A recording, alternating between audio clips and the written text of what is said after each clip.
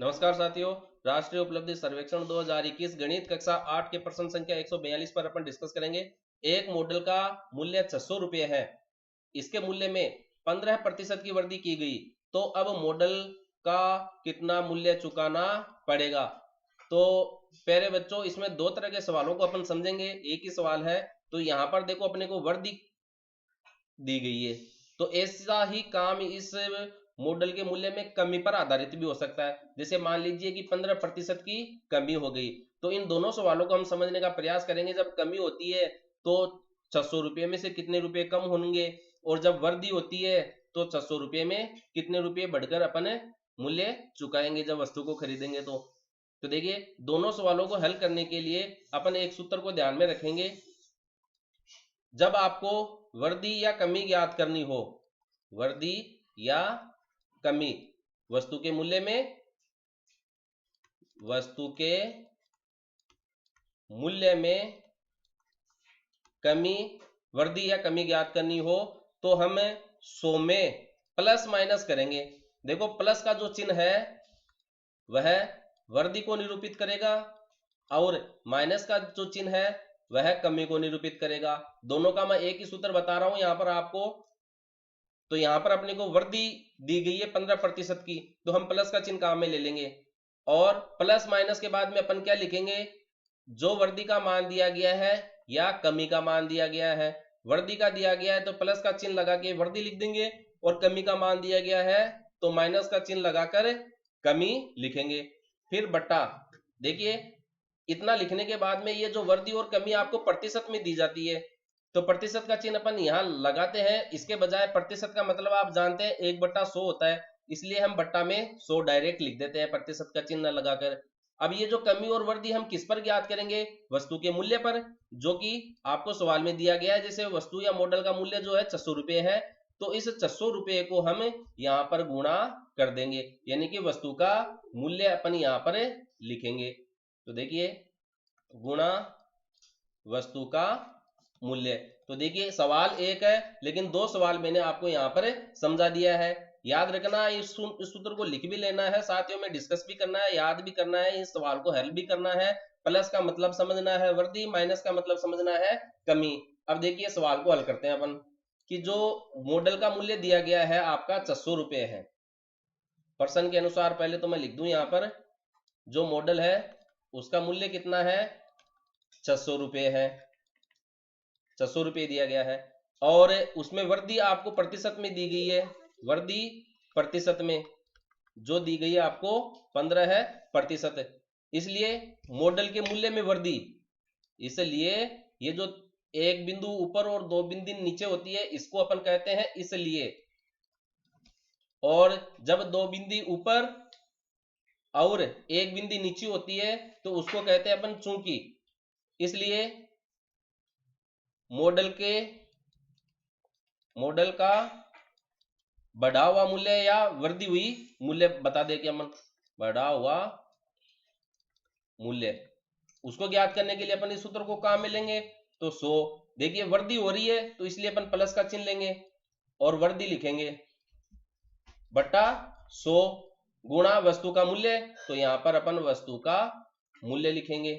अब देखिए, आप प्रश्न में सारी चीजें आपको दी गई है। 100, वृद्धि कितनी दी गई है 15% में, तो यहाँ पर अपन ने प्रतिशत को तो बट्टा 100 में लिख के गायब कर दिया है, तो यहाँ पर अपन केवल 15 लिखेंगे और इस प्रतिशत को लिख देंगे बट्टा 100। वस्तु का मूल्य यानी कि मॉडल का मूल्य कितना है, 600 रुपये।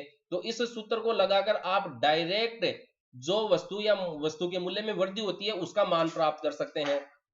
तो 100 + 15 तो आपका हो गया 115। दो बिंदु से आप दो बिंदु यहीं पर काट दीजिए, गुणा कर दीजिए 6 से। तो देखिए 6 × 5 = 30, 3 हासिल की, 6 × 6 = 3 9, और 6 × 6 तो 690 रुपये हो गए।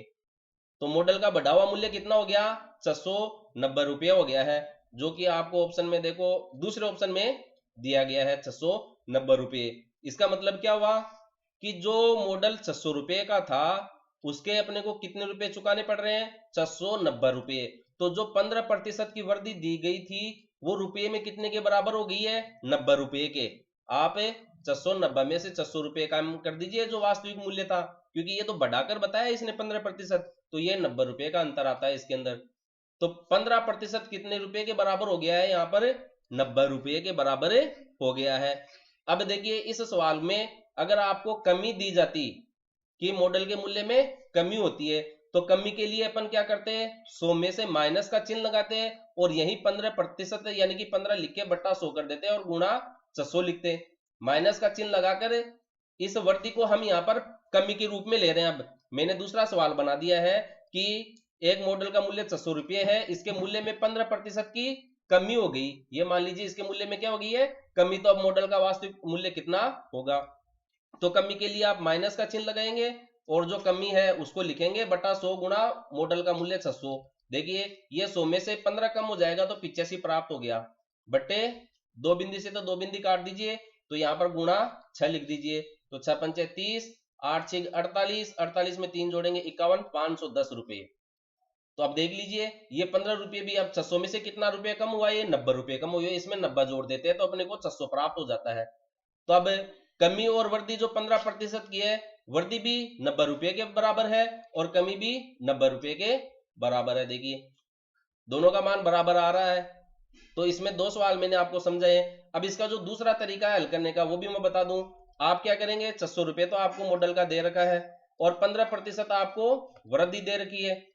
तो सबसे पहले तो आप क्या करें कि 600 का 15% ज्ञात करें कि 600 का 15% कितना होता है। तो जब का निशान आता है तो हम क्या करते हैं? गुणा का निशान लगाते हैं। तो 600 गुणा 15, 15 बट्टा 100% का मतलब बट्टा 100 होता है तो बट्टा 100 लगा दिया। 2 बिंदी से 2 बिंदी की 15 छिगानी 90।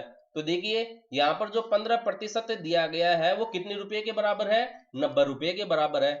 अब ये सवाल में ये कह रहा है कि ये वृद्धि हुई है, तो मॉडल का मूल्य तो कितना था? 600। वृद्धि हुई है तो 600 रुपये में हम 90 रुपये को जोड़ देंगे तो हमें देखो 690 रुपये प्राप्त हो गए। तो वो एक सीधे फॉर्मूले से हमने ज्ञात किया और ये अलग अलग टुकड़ों के रूप में अपन ने ज्ञात कर लिया है। तो एक ही सवाल में मैंने 2 सवाल समझाने के साथ 2 तरीके आपको बता दिए हैं। अब अगर इसी सवाल के अंदर कमी होती तो इसको इस तरीके से कैसे करते हैं वो तरीका भी मैं बता दूं आपको। जब 600 रुपये की वस्तु है और उस पर 15% कमी है, तो वही चीज अपन यहां करेंगे। 600 का 15% ज्ञात कर लेंगे सबसे पहले। तो 600 का 15% अभी हमने ज्ञात किया 90 रुपये है। अब कमी होगी तो 600 में से जो वस्तु का वास्तविक मूल्य है उसमें से अपन 90 घटा देंगे। तो ये देखिए आपको 510 रुपये यहाँ पर प्राप्त हो रहा है। और हमने देखा अभी सूत्र से जब हमने लगाया था सूत्र ये वाला 100 माइनस कमी बटे 100 गुणा और वो वस्तु का मूल्य, तब भी अपने को 510 रुपये प्राप्त हुए थे।